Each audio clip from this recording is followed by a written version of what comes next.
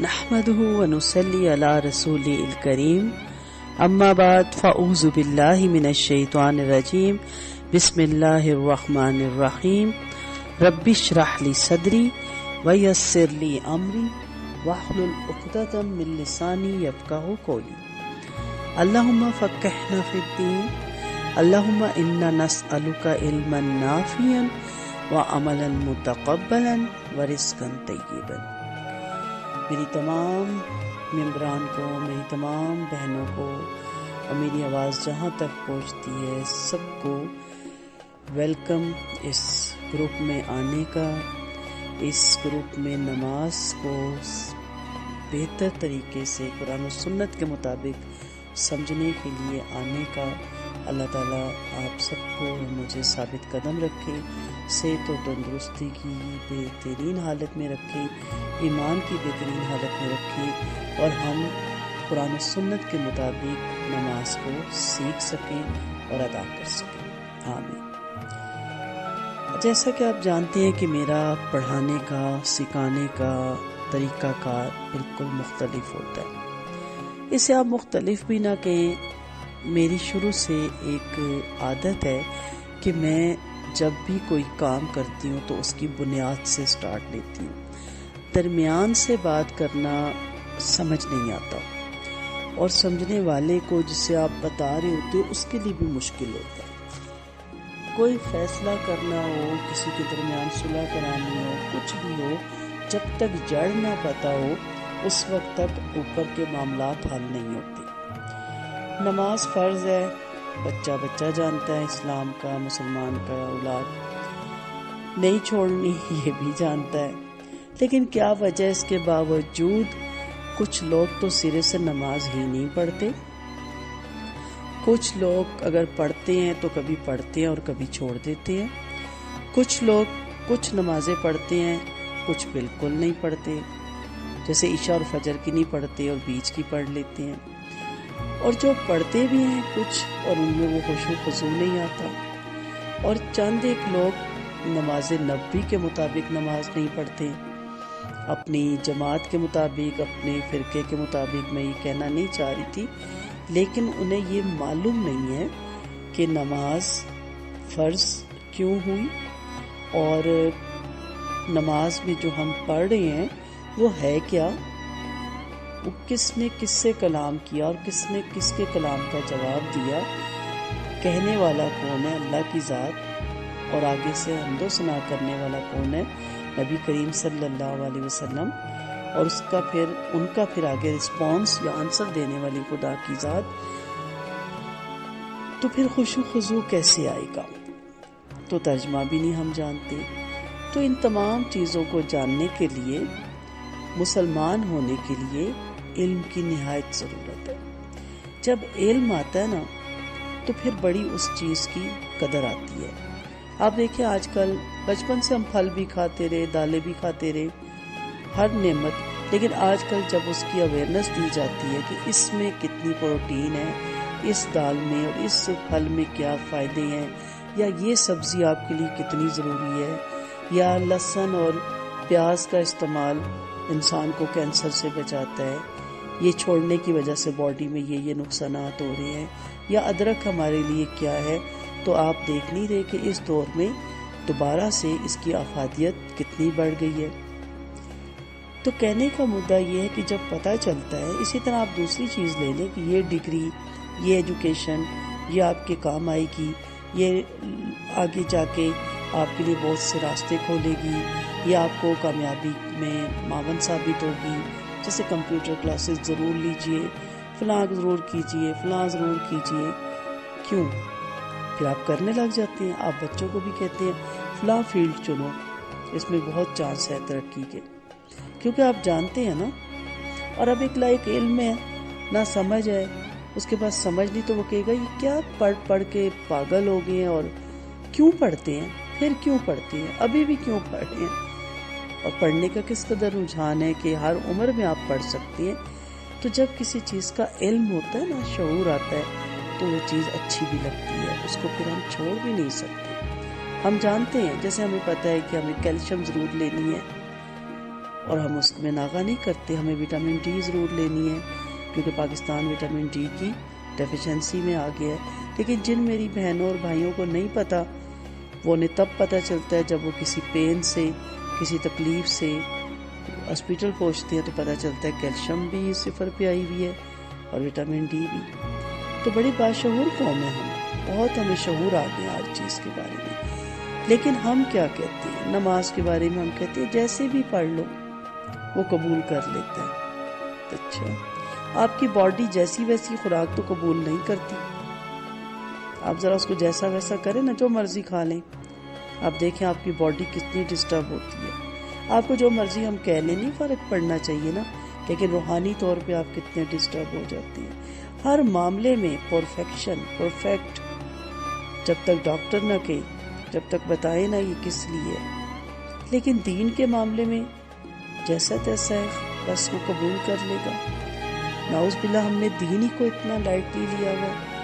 اور pillar of اسلام میں دوسرا پلر نماز، اس کو تو ہم اس کی جگہ اہمیت دیتے ہیں. سوشل ورک کو ضرور کیجیے، لیکن 5 وقت نماز کا جو سوال ہے وہ ہونا ہے. سوشل ورک نہ بھی آپ کر سکے تو اس کا سوال نہیں ہونا. نماز ضرور اپنی جگہ. اس کے بعد آپ جس حال میں بھی ہیں، جس بھی حالات سے گزر رہے ہیں، جب اللہ اکبر ہو گئی تو آپ بلا لیے جائیں گے. اور جو جیسی میں بات کر رہی تھی کہ اگر کچھ لوگ پڑھتے بھی ہیں تو انہیں یہ پتہ ہی نہیں کہ اول وقت کی فضیلت کیا ہے، اول وقت میں پڑھنا کتنا افضل ہے، اور جس کو ڈیلے کرنا اور اس کو دیر سے پڑھنا، اس کے کتنے مارکس کم ہو جاتے ہیں. اور بہت ہی ڈیلے کرنا تو اس کے لیے پھر گناہگار بھی انسان ہو سکتا ہے. تو میری پیاری بہنوں اور بھائیوں، ہر مسلمان سچے دل سے یہ سمجھتا ہے کہ دنیا میں اللہ کی سب سے بڑی نعمت اسلام ہے. ہر مسلمان اس بات پر اللہ کا شکر ادا کرتا ہے کہ اس نے نبی کریم صلی اللہ علیہ وسلم کی امت میں اس کو شامل کیا اور اسلام کی نعمت اس کو عطا کی. خود اللہ تعالیٰ بھی اس کو اپنے بندوں پر اپنا سب سے بڑا انعام قرار دیتے ہیں. سورۃ مائدہ میں اللہ تعالیٰ فرماتے ہیں، الیوم اکملت لکم دینکم، آج کے دن میں نے مکمل کیا تمہارے لیے تمہارا دین. واتممت علیکم، اور تم پر اپنی نعمت مکمل کر دی، تمام کر دی.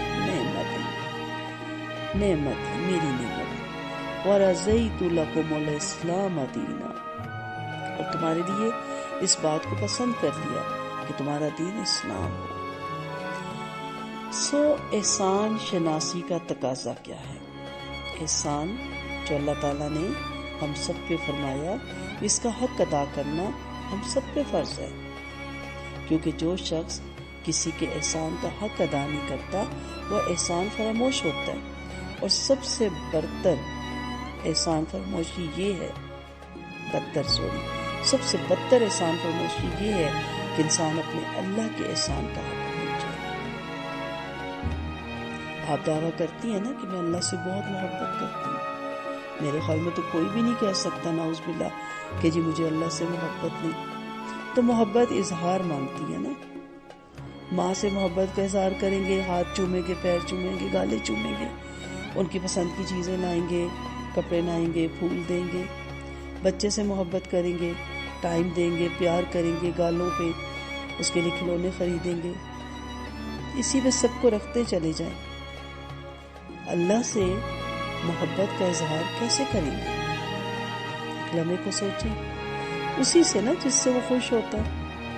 جس سے ماں خوش ہوتی ہے ہم وہی کرتے ہیں نا. جو ماں جس سے نہ خوش ہے اگر ہم وہ کر دیں تو ناراض ہو گئی نا، حق تو نہ ادا ہوا. تو اللہ تعالیٰ کا احسان ماننے کے لیے اس کا حق ادا کرنا ہے. اب آپ سوچیں گے کہ اللہ کے احسان کا حق کس طرح ادا کیا جائے، تو میں اس کا جواب یہ دوں گی کہ جب اللہ نے آپ کو امت محمدیہ میں شامل کیا صلی اللہ علیہ وسلم، تو اس احسان کا صحیح شکر یہ ہے کہ آپ صلی اللہ علیہ وسلم کے پورے اطاعت گزار بنے. آپ صلی اللہ علیہ وسلم کی ایک ایک سنت کو فالو کریں، اور خاص طور پہ نماز، جس کے لیے ہم اکٹھے ہو رہے ہیں آج کل اور یہاں پہ اس لیکچر کو بھی ہم سن رہے ہیں، وہ اسی طرح پڑھیں جس طرح نبی کریم صلی اللہ علیہ وسلم کو پڑھتے ہوئے دیکھا، جس طرح آپ صلی اللہ علیہ وسلم نے فرمایا۔ تو اس کے احسان کا صحیح شکر یہ ہے کہ آپ صلی اللہ علیہ وسلم کی پوری اطاعت کریں۔ جب اللہ نے آپ کو مسلمانوں کی ملت میں شامل کیا تو اس کی اس مہربانی کا حق آپ اسی طرح ادا کر سکتے ہیں کہ آپ پورے مسلمان بنیں۔ ادخلوا فی السلم کافہ۔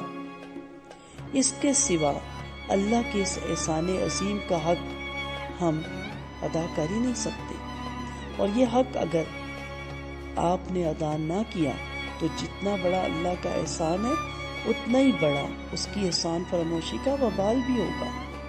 اللہ ہم سب کو اس وبال سے محفوظ رکھے، آمین۔ اب میں آپ ہی سے دوسرا سوال کرتی ہوں کہ مسلمان الحمدللہ آپ ماں کے پیٹ سے پیدا ہوئے، مسلمان کہلائے۔ مسلمان بننے کے لیے پہلا قدم کیا اٹھانا پڑتا ہے؟ آپ ہی سے سوال ہے کہ آدمی پورا مسلمان کس طرح بن سکتا ہے؟ میں نے کہا نا ادخلوا فی السلم کافہ، پورے کے پورے۔ آپ جہاز میں بیٹھتے ہیں، پورے کے پورے اندر جاتے ہیں نا، ٹرین میں بیٹھتے ہیں، پورے اندر جاتے ہیں، بس ویگن پہ بیٹھتے ہیں، اپنی گاڑی میں بیٹھتے ہیں، ایک ٹانگ باہر رکھے نا چلتی گاڑی میں، کیا حشر ہوگا؟ سوٹ پورا بنواتے ہیں نا، کیا فرق پڑتا ہے ایک بازو بنائے ایک نہ بھی بنے تو؟ چلے دامن کیوں موڑتے ہیں؟ دامن کو کھلا رہنے دیں۔ بڑے پراپر ڈریس پہنتے ہیں، پراپر جوتا پہنتے ہیں، ایک چھوٹا پہن لے ایک بڑا پہن لے، ایک اونچا پہن لے ایک نیچا پہن لے، کیسا لگے گا؟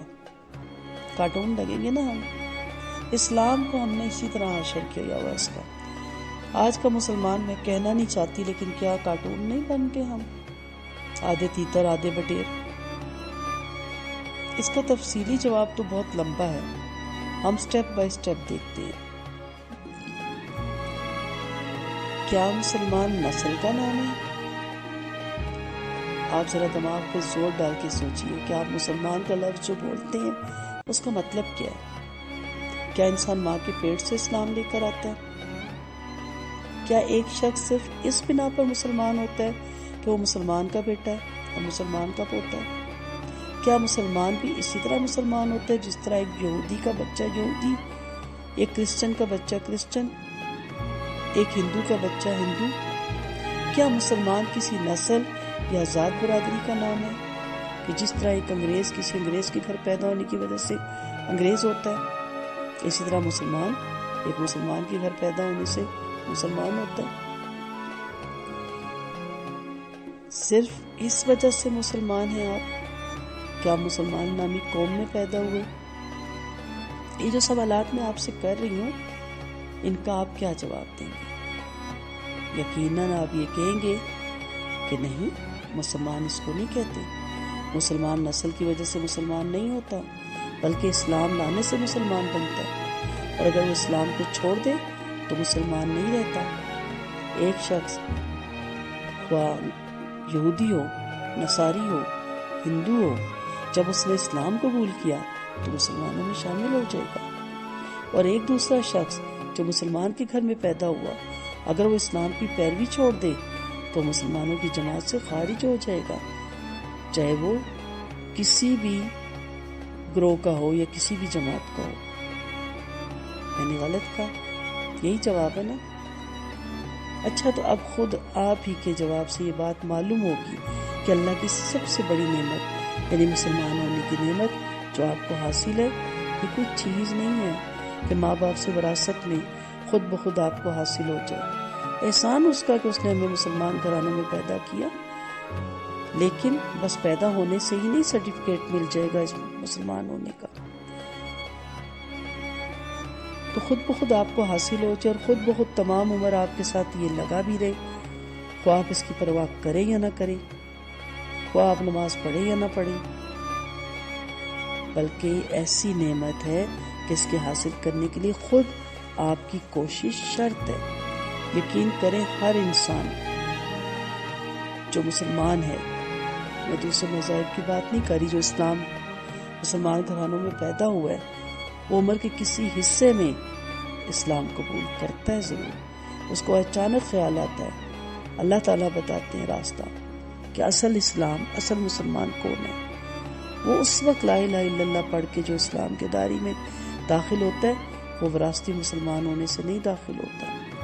اللہ اس لمحے کو ہم سب کو بھی نوازے، وہ گھڑیاں ہم پہ بھی آئیں کہ ہمیں بھی احساس ہو کہ ہم نے لا الہ الا اللہ پڑھنا ہے اور اس کے تقاضوں کو پورا کرنا ہے. اگر آپ کوشش کر کے اسے حاصل کریں تو آپ کو ضرور ملتا ہے. اگر آپ اس کی پرواہ نہ کریں تو یہ آپ سے چھن جاتا ہے.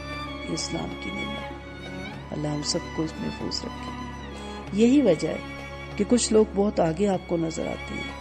آگے نہیں ہوتے، انہوں نے شعوری اسلام قبول کیا ہوتا ہے نہ کہ وراثتی. اور کچھ لوگ بہت پیچھے ہوتے ہیں.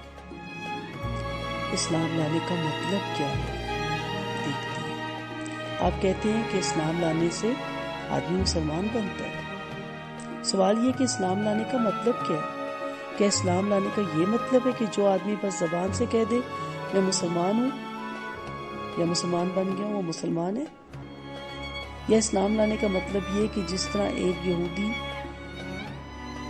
بغیر سوچے سمجھے یہودی ہے، اسی طرح نصرانی کیونکہ نصارہ کرسچن کے گھر پیدا ہوا بغیر سوچے سمجھے کرسچن ہے. اسی طرح ایک شخص عربی کے چند فکرے بغیر سوچے سمجھے زبان سے ادا کر دے اور وہ مسلمان ہو گیا. آپ خود بتائیے کہ اس کا سوال کا جواب آپ کیا دیں گے؟ آپ یہی کہیں گے نا کہ اسلام لانے کا مطلب یہ ہے حضرت محمد صلی اللہ علیہ وسلم نے جو تعلیم دی ہے اس کو آدمی جان کر سمجھ کر دل سے قبول کرے اور اس کے مطابق عمل کرے. جو ایسا کرے وہ مسلمان ہے اور جو ایسا نہ کرے وہ مسلمان نہیں ہے. یہ کیسے ہو سکتا ہے کہ اللہ تعالیٰ کرسچن اور یہودی کو عذاب دے اور وراثتی مسلمان کو جنت الفردوس کے اعلیٰ درجے دے؟ وہ بھی ہماری طرح وجود رکھتا ہے. اس کا بھی نام ہمارے یہاں جو کرسچن ہے ہمارے جیسے نام ہے، ہمارے جیسا لباس ہے ان کا، ہمارے جیسے ان کے کام ہیں. ان کے اور ہم میں فرق کیا ہے؟ صرف یہ کہ وہ ماں کا پیٹ سے پیدا ہوئے وہ کرسچن تھی اور میں جس ماں کے پیٹ سے پیدا ہوئی وہ مسلمان تھی. ایسا نہیں ہے. تو پہلی ضرورت کیا ہے؟ علم حاصل کریں، جانیں کہ میں مسلمان ہوں تو اسلام مجھ سے کیا تقاضا کرتا ہے. لا الہ الا اللہ کا تقاضا پورا کریں. دوسرا پلر آف اسلام نماز کیا ہے اس کے بارے میں علم حاصل کریں. یہ جواب جو آپ دیں گے نا کہ نہیں مسلمان کون ہوتا ہے، اس سے خود بخود یہ بات کھل گئی کہ اسلام پہلے علم کا نام ہے اور علم کے بعد عمل کا نام ہے. ایک شخص علم کے بغیر یہودی ہو سکتا ہے کیونکہ وہ یہودی کے گھر پیدا ہوا. ایک شخص علم کے بغیر نصاریہ ہو سکتا ہے، نصرانی ہو سکتا ہے، کرسچن ہو سکتا ہے کیونکہ وہ کرسچن سے گھر پیدا ہوا. مگر ایک شخص علم کے بغیر مسلمان نہیں ہو سکتا کیونکہ مسلمان پیدائش سے مسلمان نہیں ہوا کرتا بلکہ علم سے مسلمان ہوتا ہے.